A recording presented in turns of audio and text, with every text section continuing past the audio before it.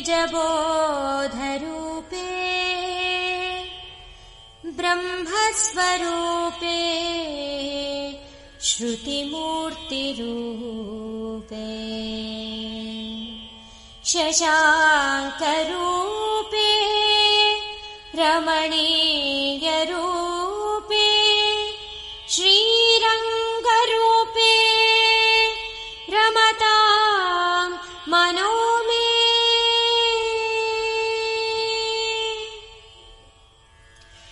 अनन्तरूपा अनन्तनामा आदिमूला Narayana.